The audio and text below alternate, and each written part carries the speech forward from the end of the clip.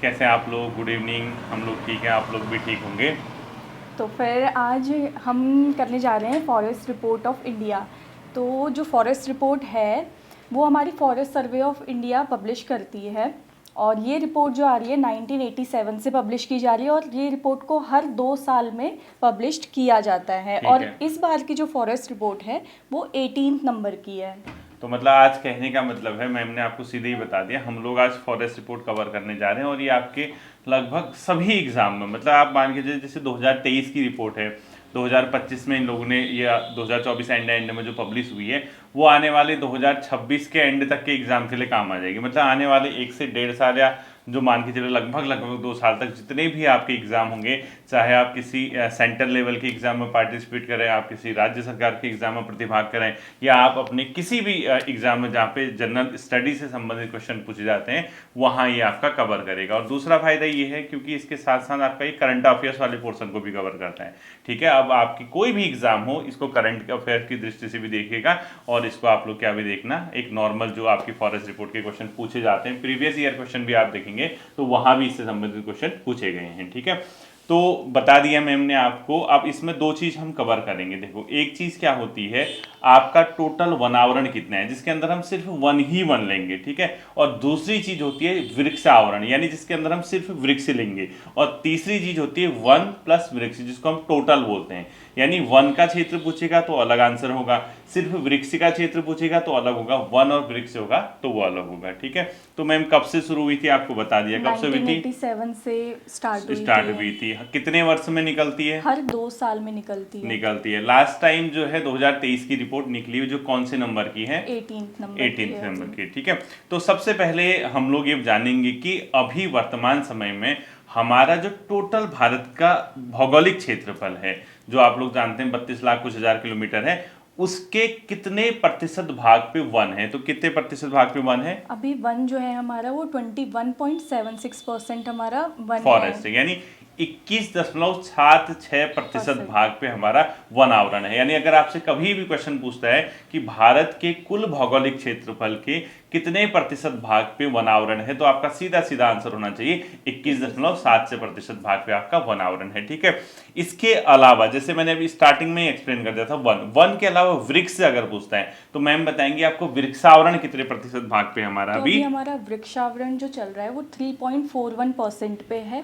ठीक और है, अगर हम दोनों को ऐड कर देंगे, वन प्लस वृक्ष, तो टोटल हमारा आता है 25.17% हमारा वन प्लस वृक्ष के कैटेगरी में आता है। तो वनावरण और वृक्षावरण जो है, अगर आपसे कभी एग्जाम में पूछता है कि वर्तमान समय में या 2023 की वन रिपोर्ट के आधार पे भारत के कुल कितने प्रतिशत भाग पे वन एवं वृक्षावरण है, तो आंसर हो जाएगा आपका 25.17%। अगर आपसे क्वेश्चन पूछता है 2023 की वन रिपोर्ट के अनुसार भारत के कितने भौगोलिक क्षेत्रफल के कितने प्रतिशत भाग पे सिर्फ और सिर्फ वनावरण है, तो आंसर हो जाएगा आपका 21.76%। और तीसरा क्वेश्चन अगर पूछता है सिर्फ वृक्ष ही वृक्ष अगर पूछते हैं तो 3.41% हमारे वृक्ष है। हाँ, 3.41% आपका वृक्ष आ जाएगा। ठीक है, एक पैटर्न का क्वेश्चन तो ये है।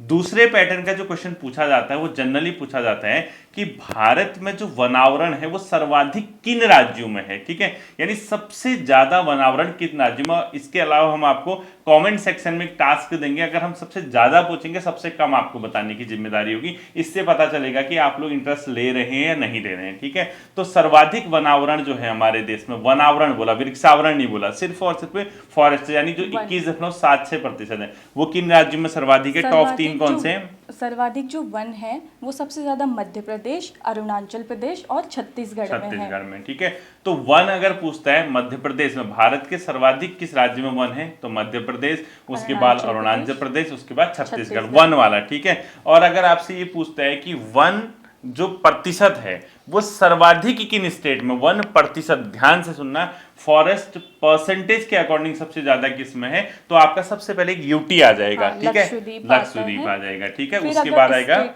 हाँ, फिर अगर स्टेट पे जाएंगे तो मिजोरम आता है, बिल्कुल, और फिर हमारा थर्ड पे फिर से यूटी आ जाएगा, अंडमान एंड निकोबार, परसेंटेज के अकॉर्डिंग। तो दोनों क्वेश्चन आपके यहीं पे क्या हो जाने चाहिए, रेडी हो जाने चाहिए। यानी भारत के सर्वाधिक भूभाग पे वन के आधार पे सबसे टॉप 3 स्टेट कौन से हैं, जल्दी बताइए। वन के आधार पर मध्य प्रदेश, अरुणाचल प्रदेश और छत्तीसगढ़। छत्तीसगढ़, ठीक है। और अगर प्रतिशत के आधार पे पूछता है तो कौन से हो जाएगा? लक्षद्वीप, मिजोरम और है अंडमान एंड निकोबार। कई बार क्या करता है, यूटी को हटा देता है, यूटी को ना पूछ के ऑप्शन में सिर्फ मिजोरम रख देगा, तो वहां कंफ्यूज मत करना है, ठीक है। यूटी के साथ पूछेगा तो लक्षद्वीप हो जाएगा और अपने आप में स्टेट भी पूछेगा मिजोरम। इसके बेसिकली इसका कारण क्या है, क्योंकि छोटे स्टेट हैं या छोटे यूटी हैं, तो यहाँ पे रिहायशी इलाके बहुत ज्यादा नहीं होते हैं या बहुत इस टाइप का जो कंस्ट्रक्शन वगैरह के काम होते नहीं होते हैं, इसीलिए फॉरेस्ट का एरिया क्या हो जाता है, वहाँ पे बच जाता है, ठीक है।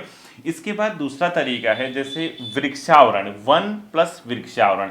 अभी तक तो सिर्फ क्या था, वनावरण वनावरण था, अब क्या आ जाएगा आपका सर्वाधिक वन प्लस वृक्षावरण वाले राज्य, ठीक है। ये कौन से अगर आपसे पूछेंगे तो इसमें लास्ट वाला चेंज हो जाएगा, जहां आपने छत्तीसगढ़ पूछा वहां महाराष्ट्र हो जाएगा, बाकी दो सेम होंगे। तो मैम बताइए कौन से होंगे? तो सबसे ज्यादा वन और वृक्ष की अगर हम बात करें तो सबसे पहले होता है हमारा मध्य प्रदेश, दूसरा आएगा हमारा अरुणाचल प्रदेश और तीसरा आएगा हमारा महाराष्ट्र। ठीक है, दोनों क्वेश्चन अलग होंगे।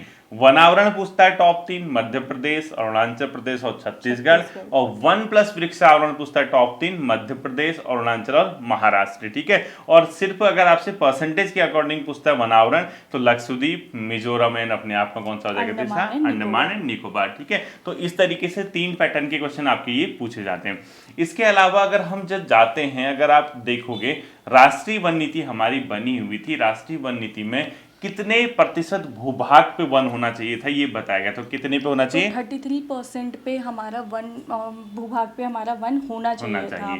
और करंटली जो है 19 स्टेट प्लस यूटीज ऐसे हैं जहाँ पे 33% से ऊपर हमारे देश में वन है। ठीक हो गया, यानी अभी वर्तमान समय में हमारे देश में 19 राज्य ऐसे हैं जिनके पास 33% यानी यूटी प्लस स्टेट मिला के 33% से ज्यादा पोर्शन पे उनका फॉरेस्ट है, जो कि हमारी राष्ट्रीय वन नीति में बताया गया है कि इतने प्रतिशत भूभाग पे एटलीस्ट वन होना चाहिए। बट नेशनल लेवल पे तो हम है नहीं अभी, ठीक है। नेशनल लेवल पे कहीं ना कहीं हम पीछे हैं, जबकि अगर आप वैसे स्टेट को देखोगे तो उसमें 19 स्टेट प्लस यूटी ऐसे हैं जिसका 33% से ज्यादा पोर्शन पे आपका फॉरेस्ट है, ठीक है। इसके अलावा अगर हम डिस्कस करते हैं, जैसे हमेशा कंपैरिजन बेस्ड क्वेश्चन पूछे जाते हैं, 2021 से 2023 में कितना हुआ, या 2023 से अगली बार जब आएगा 2025 में या 26 में कितना, वही पूछा जाता है। अगर आप देखेंगे सिर्फ वन क्षेत्र, जैसे हमने आपको बताया वन क्षेत्र 21.7 से प्रतिशत भाग पे है, तो टोटल भौगोलिक क्षेत्रफल कभी नहीं पूछता है इसका, ठीक है, आज तक तो नहीं पूछा।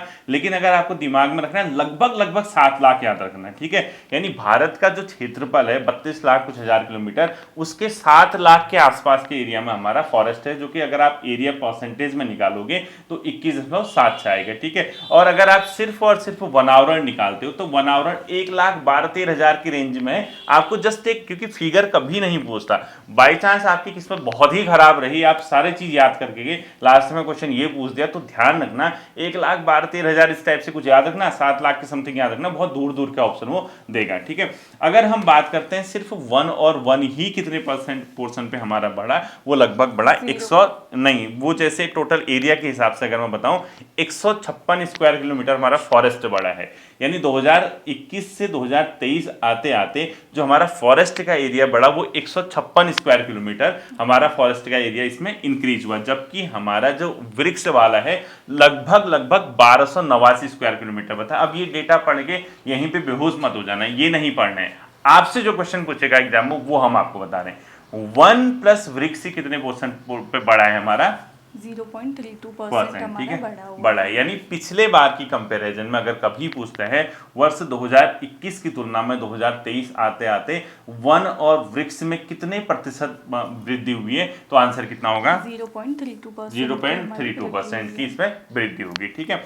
अब एक क्वेश्चन ये पूछता है, जब हमने वन और वृक्ष में 0.32% की वृद्धि बता दी तो स्टेट भी तो पता होना चाहिए भाई। अब इसमें टॉप 3 याद करने की जरूरत है ही नहीं, क्योंकि पूछेगा ही नहीं, आपसे इसमें आगे वाला पूछेगा। जैसे पूछ देगा 2021 की तुलना में सर्वाधिक जो अपने आप में वृद्धि हुई वन में किस राज्य में हुई, 2021 की तुलना में प्रतिशत जो अपने आप में वन और वृक्ष की वृद्धि हुई किस राज्य में हुई। तो अगर अभी कभी भी आपसे पूछता है 2021 की तुलना में 2023 में वन कहाँ सबसे ज्यादा बढ़े हैं? वन मिजोरम में बढ़े हैं सबसे ज्यादा। Very good. और अगर आपसे पूछता है वन और वृक्ष कहाँ बने, वन और वृक्ष हमारे छत्तीसगढ़ में बने, तो दोनों क्वेश्चन तैयार हो जाना चाहिए। 2021 की तुलना में सर्वाधिक वन क्षेत्र में कहाँ वृद्धि हुई, आंसर आपका तुरंत मिजोरम आ जाएगा। और अगर आपसे क्वेश्चन पूछता है कि 2021 की तुलना में 2023 में वन और वृक्ष कहाँ सबसे ज्यादा बने हैं, अपने आप में आंसर क्या हो जाएगा, छत्तीसगढ़ हो जाएगा। ठीक है, तो ये दोनों चीजें, वन और वृक्ष वाला जो पोर्शन है बच्चों, मिजोरम, गुजरात एंड ओडिशा का है। ये नहीं पूछेगा, आपको सिर्फ मिजोरम याद रखना है, मिजोरम, गुजरात एंड ओडिशा का है जो वन और वृक्ष में सर्वाधिक वृद्धि हुई है। जबकि अगर आपसे सिर्फ ये पूछता है कि वन ही वन में कहां पे हुई है, तो आपका आंसर क्या हो जाएगा, मिजोरम, गुजरात एंड ओडिशा। ये वन वाला है, ठीक है। और जो आपका दूसरा वाला है, सॉरी यहाँ पे थोड़ा करेक्शन करना, जो छत्तीसगढ़ वाला बताया, वन एंड वृक्ष वाला बताया, वो सबसे ज्यादा वृद्धि हुई है छत्तीसगढ़, यूपी एंड ओडिशा में। ध्यान से सुनना, छत्तीसगढ़, यूपी एंड ओडिशा में। फिर से सुनना, छत्तीसगढ़, यूपी एंड ओडिशा में वन और वृक्ष बढ़े। आपसे क्वेश्चन सिर्फ वन लाइनर पूछता है, वन और वृक्ष सबसे ज्यादा कहां बढ़े, तो आपका वन और वृक्ष में क्या आंसर आ जाएगा, छत्तीसगढ़ आ जाएगा। सेकंड और थर्ड यूपी एंड ओडिशा है, वो आपको देखने की जरूरत नहीं है। जबकि आपका जो वो है कौन सा, सिर्फ वन ही वन, वो कहा है, मिजोरम। मिजोरम के साथ गुजरात, एंड गुजरात के बाद कौन सा आता है आपका, ओडिशा आता है। ठीक है, इसके अलावा एक और फॉरेस्ट होता है हमारा, बहुत फेमस है, उसको मैंग्रोव वनस्पति भी बोलते हैं उसको। सुंदरवन वाला जो पोर्शन आपने सुना होगा, जो गंगा डेल्टा के क्षेत्र में होता है। इसके अलावा इसको हम कच्छ भूमि भी कहते हैं, कई राज्यों में पाई जाती है इसको। ठीक है, जैसे आप देखना गुजरात के क्षेत्र में पाई जाती है कच्छ भूमि। बेसिकली जो नदी के मुहाने होते हैं, पानी वाला दलदली इलाका में, ये बहुत एक प्रकार से पर्यावरण के लिए बेनिफिशियल होते हैं। क्योंकि एक तो ये क्या करते हैं, जो समुद्री तट होता है उन इलाकों में क्या करते हैं बच्चों, समुद्र वहाँ पे पेड़ वगैरह उठते हैं ना, तो सुनामी वगैरह जो तरंगा आती है उससे सुरक्षा भी करते हैं तटीय भागों की, तो बहुत फायदेमंद है। जैसे गुजरात के तट में पाया जाएगा, गुजरात के अलावा गोवा में पाया जाता है, और आंध्र प्रदेश में पाया जाता है,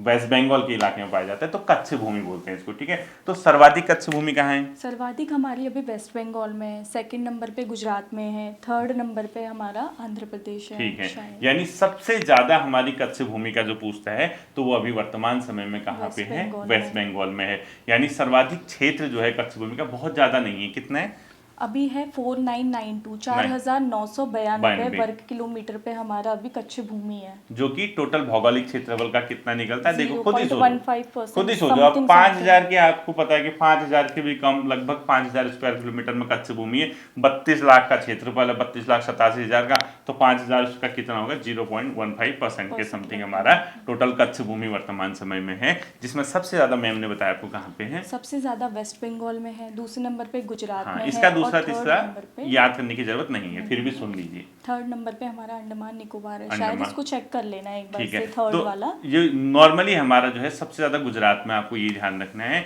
उसके सॉरी सबसे ज्यादा वेस्ट बंगाल में, ये ध्यान रखना है। ठीक है, वेस्ट बंगाल में सबसे ज्यादा हमारा क्या, कच्छ भूमि है। इस बार की जो वन रिपोर्ट है ना, तो इसमें सबसे ज्यादा जो वृद्धि हुई है कच्छ भूमि में, मैंग्रोव में, वो हुई है आंध्र प्रदेश में। जबकि सबसे ज्यादा जो गिरावट आई है वो आई है गुजरात में। यानी मैंग्रोव वनस्पति या कच्छ भूमि जो है सबसे ज्यादा बड़ी है आंध्र प्रदेश में, और सबसे ज्यादा कमी आई है अपने आप पे किसमें, गुजरात में आई है। ठीक है, इसके अलावा एक लास्ट चीज और भी आपको पता होनी चाहिए, कार्बन स्टॉक होता है।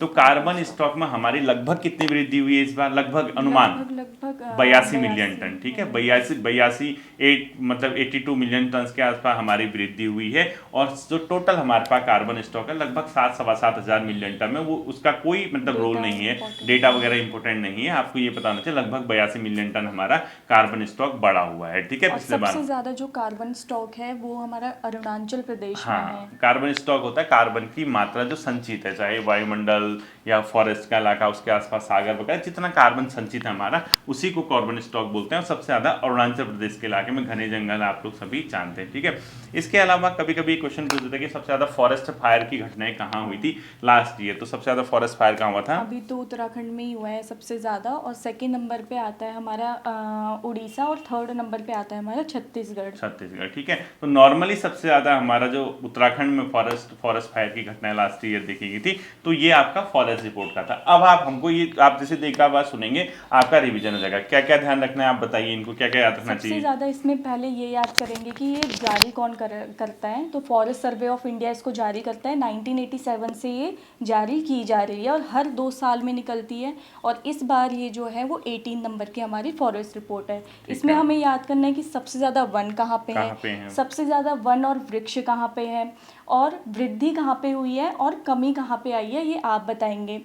और इसमें याद करना है हमें कार्बन स्टॉक हो गया या फिर कार्बन स्टॉक लगभग मैंग्रोव वाला। 82 तो मिलियन टन है आप, ठीक है। इतना सा ही ये हाँ। टॉपिक है, मतलब कंसाइज वे में हमने आपको बता दिया है, तो आप इसको रिवाइज कर सकते हैं। वैसे तो आपको ये पहले से पता होगा, ये रिपोर्ट बात। जो होगी वो पहले से पढ़ी होगी पहले सबने, सभी ने पढ़ी है, लेकिन ये रिवीजन सिर्फ के एक लिए। रिवाइज के लिए है, आपको रिवाइज हो जाएगा चीज़ों को, तो इसीलिए आपको इसको देख लेना है। ठीक है। और ज़्यादा डेटा जो है वो कॉम्प्लिकेटेड नहीं बनाना है, डेटा को ज़्यादा लर्न करने की ज़रूरत नहीं है, वो क्योंकि ऑटोमेटिकली स्टेट के नहीं वैसे। पूछता वो हाँ, वो स्टेट पूछेगा के ज़्यादा। स्टेट के, ठीक है। कौन से स्टेट में वृद्धि हुई, कौन से में कमी आई, सबसे ज्यादा वृद्धि कहाँ हुई, सबसे ज्यादा कमी कहाँ हुई। अब कार्बन स्टॉक हमने जैसे 82 मिलियन टन के आसपास लगभग वृद्धि बताई, तो कमेंट मत कर देना सर 81.5 है। मैं हमने पहले कह दिया कि डेटा इंपॉर्टेंट, लगभग मैंने बता दिया क्योंकि वो बहुत दूर दूर का पूछेगा। 81.5 मिलियन टन को हमने 82 बोल दिया तो बहुत परेशान होने की जरूरत नहीं, ठीक है। एक अनुमानित बताया आपको, लगभग लगभग इतना, क्योंकि ना हमारे पास यहाँ पे पीछे व्हाइट बोर्ड है ना कुछ है, नॉर्मली आपको चीज़ों को रिवाइज कराने के लिए कर रहे हैं, ठीक है।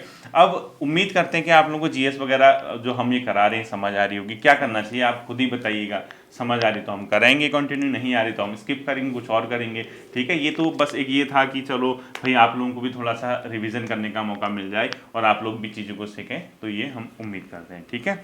तो अगर आपको ये क्लास पसंद आई होगी तो कमेंट सेक्शन में आप प्लीज़ अपने रिव्यूज़ दीजिएगा, और अगर पसंद आया होगा तो लाइक भी कीजिएगा। Thank you. और बहुत से लोग सोच रहे हैं कि ये मतलब क्यों पढ़ा रहे हैं, क्या पढ़ा रहे हैं, सबकी अपनी अपनी सोच है। 99% लोग अच्छा ही लिखते हैं, अब 1-2% लोग हैं उनको अब क्या बताएं, अब क्या क्या कमेंट पढ़ रहा था मैं, वो मेन चैनल में, इस चैनल की रिव्यू मेन चैनल में दिए जा रहे थे, ठीक है। अब उसमें बताऊंगा बट आपको। हमें इस चीज़ से कोई फर्क तो पड़ता नहीं है, नहीं क्योंकि पड़ेगा। हमारे पॉजिटिव कमेंट्स ज़्यादा हैं तो हम उस पर ज़्यादा फोकस करते और हैं। बांट रहे हैं हम ज्ञान, ठीक है, आप लोगों के फायदे के लिए है, नॉलेज आपको दे रहे हैं, आपका रिवीजन हो जाएगा। कई प्रकार के लोग होते हैं, बाहर रूम लेके रह रहे होते हैं या घरों में, कुछ जैसे महिलाएं हैं वो काम भी करते, तो ईयरबड लगा के सुन लोगे, काम करते करते बहुत जल्दी रिवाइज आपका हो जाएगा, ठीक है। वी होप कि आपको चीज़ें पसंद आई होंगी। अगर आपको पसंद आई तो कमेंट सेक्शन में ज़रूर बताइएगा। फिर मिलते हैं, अपना ध्यान रखिएगा। Thank you. Thank you.